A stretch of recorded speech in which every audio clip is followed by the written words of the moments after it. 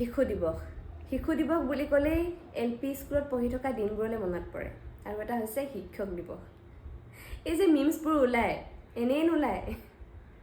আমি শিক্ষাগুৰুসকলক শিক্ষক দিৱসৰ দিনা ধুনীয়া ধুনীয়া উপহাৰ দিওঁ, আৰু শিশু দিৱসৰ দিনা আমাক চানা এমুঠি খুৱাই বিদায় দিয়ে।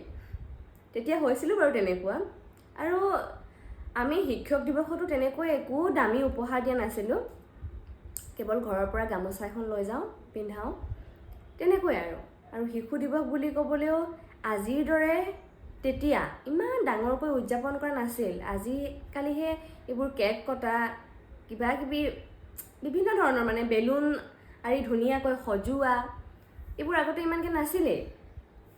বৰ্ডতে লিখি দিয়ে শিক্ষক দিৱস, শিশু দিৱস, শিক্ষক দিৱসেই হওক বা শিশু দিৱসেই হওক, ধুনীয়াকৈ তাতে সকলোৱে বহি চানাই হওক বা মৰ্টনেই হওক কিবা এটা খাই ধুনীয়াকৈ গুচি আহোঁ।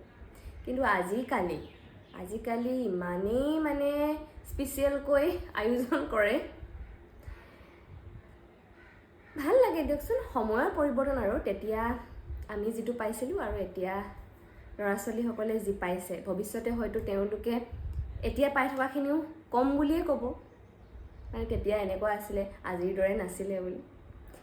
আগৰ দিনবোৰক লৈ যেনেকৈ এতিয়া মিমছ ওলাইছে, সিহঁতি ডাঙৰ হোৱাৰ পাছত হয়তো এতিয়া যেনেকৈ উদযাপন কৰিছে, তেতিয়া তেওঁলোকে এই সময়খিনিক লৈ মিমছ বনাব।